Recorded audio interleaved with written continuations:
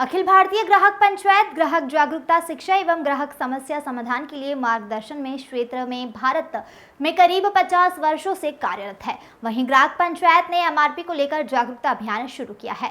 अखिल भारतीय ग्राहक पंचायत के राष्ट्रीय संगठन मंत्री एवं राष्ट्रीय स्वयंसेवक संघ के वरिष्ठ प्रचारक दिनकर बसनीस ने मीडिया से चर्चा की और उन्होंने बताया कि हम इस वर्ष एमआरपी के विषय को लेकर समाज के बीच जा रहे हैं और हमारा कहना यह है कि एमआरपी लिखने का कोई फॉर्मूला होना चाहिए, कोई मूल्य सूत्र बने कॉस्ट ऑफ प्रोडक्शन के आधार पर, मांग के आधार पर नहीं बनना चाहिए। किसी चीज की मांग कितनी है उसके आधार पर एमआरपी तय नहीं होना चाहिए, बल्कि उसे बनाने में खर्च कितना आया है उसके कॉस्ट ऑफ प्रोडक्शन के आधार पर यह बनना चाहिए। यह अगर ज़्यादा लिखते हैं तो ग्राहक को ज़्यादा पैसे उसके देने पड़ते हैं, जबकि हम ऐसा मानते हैं कि यह ग्राहक का शोषण है। इसलिए कोई मूल्य सूत्र बने, कोई पॉलिसी बने तो उसके अंतर्गत एमआरपी किस प्रकार से लिखी जाएगी, वो अगर ऐसा लिखा गया तो ग्राहकों का शोषण कम हो जाएगा, ऐसा हमारा विश्वास है। दिनकर बसनीस ने बताया कि इस विषय को लेकर हम काम कर रहे हैं। अगर अभी इसको कठिनाई आती है तो कॉस्ट ऑफ प्रोडक्शन के आधार पर हम कैसे करेंगे, वह हम कह रहे हैं कि एमएसपी के आधार पर आप फर्स्ट सेलिंग प्राइस कीजिए, उसके आधार पर बनाकर आप कर लीजिए, तो एक कोई फॉर्मूला बने। जब तक यह हम इसको प्राप्त नहीं कर लेंगे, ग्राहकों को सुरक्षा इसमें मिलने वाली है। Bureau report. रूप से समाज के बीच जाकर सोशल मीडिया में बहुत सारे लोग भरोसा नहीं करते हैं। भौतिक रूप से जान की कोई संरचना, कोई स्वरूप तैयार किया है? जी, अभी हमारा स्वर्ण जयंती वर्ष के अंतर्गत हम प्रबुद्धजन गोष्ठियों का आयोजन कर रहे हैं और उसमें प्रबुद्धजनों के बीच में जाकर ये विषय भी रख रहे हैं। लेकिन हमारा जो दूसरा जो काम चल रहा है, साथ साथ हम कॉलेजों में भी जा रहे हैं, क्योंकि सोशल मीडिया और इसको जो थोड़ा सा ज़्यादा ताकत मिलती है, वो कॉलेज विद्यार्थी जो हैं वो जल्दी उसको ताकत देते हैं। तो हम कॉलेजों में भी जाकर हमारे विषय रख रहे हैं विद्यार्थियों के सामने, और टीचर्स और प्रोफेसर्स इनके सामने भी रखते हैं, और प्रबुद्धजनों को हम बुलाकर उनके सामने भी इस प्रकार के विषय रखते हैं। दूसरी बात एक ये है कि जो केंद्र सरकार ने जो मेडिकल स्टोर खोले थे, वो मेडिकल स्टोर जो फ्रंट पर कहीं नहीं दिखाई देते हैं। आप भोपाल में भी देखिए, दूसरा जो प्राइवेट मेडिकल स्टोर है वो हमेशा ब्रांडेड ही रखते हैं, महंगा ही रखते हैं, तो फिर ग्राहक कहाँ जाए? किस तरह से उनका प्रचार प्रसार केंद्र सरकार से आप बात करते हैं? हाँ, वो उसमें एक जो समस्या जो ग्राहक की ओर से आती है, जो हम अनुभव करते हैं उसको, कि मुझे किसी डॉक्टर ने अगर दवा लिख के दी है और मैं अगर बीमार हूँ तो मैं ज़्यादा अपना सोचता नहीं हूँ, मैं वो जो पर्चे वो दवा कहाँ मिलेगी वहाँ जाके ले लेता हूँ, क्योंकि मुझे पहले ठीक होना है।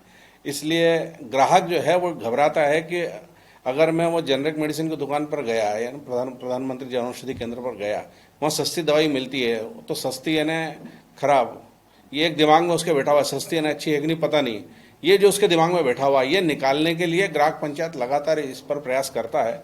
हम लोग जितने प्रबोधन के हमारे कार्यक्रम करते हैं उसमें ये विषय उठाते हैं कि उसका उपयोग हमने करना चाहिए, और जो बाहर जो मतलब वही जो ब्रांडेड में जो मिल रहा है और जो इस वाले स्टोर पर मिल रहा है, उसमें काफ़ी 30, 40, 50, 60% तक का भी अंतर आ जाता है, इतना अंतर भी आ जाता है। लेकिन वो सस्ता होने से और उसमें चूंकि उस प्रकार का नाम न होने से ग्राहक घबराते हैं।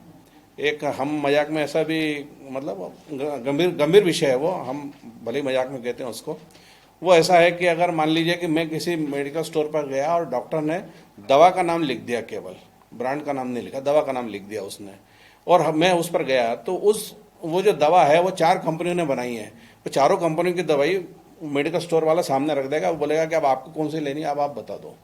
अब ग्राहक का नए सिरे से शोषण फिर चालू हो जाएगा, क्योंकि वो ब्रांड लिखता है डॉक्टर अगर दवा का नाम लिख देगा तो वो न्याय नहीं हो पाएगा उसके साथ। ये भी एक समस्या है, मतलब प्रैक्टिकली ये सब समस्याएं हैं, और इसलिए हम ग्राहकों को ये बताते हैं कि वो सस्ती है इसलिए खराब नहीं है। आप वहाँ अगर जाएंगे प्रधानमंत्री जन औषधि केंद्र पर तो उसका भी वही लाभ मिलेगा।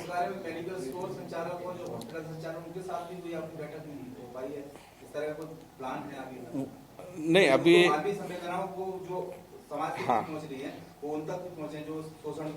हाँ, लेकिन अभी हम समाज को तैयार कर रहे हैं इसके लिए क्योंकि वो एकदम पूरी बात करने को तैयार नहीं होते हैं। मैं एक नाम लेना नहीं चाहता हूँ, एक इंदौर में हॉस्पिटल है, वो कहते हैं कि हम चैरिटेबल हॉस्पिटल है हमारा, बहुत कम खर्चे में करते हैं, लेकिन वहाँ की दवाएं उसके उस हॉस्पिटल के नीचे जो मेडिकल स्टोर है उसी में मिल रही हैं, और वो इतनी महंगी है दवाएं कि जो बाजार से कई गुना महंगी है।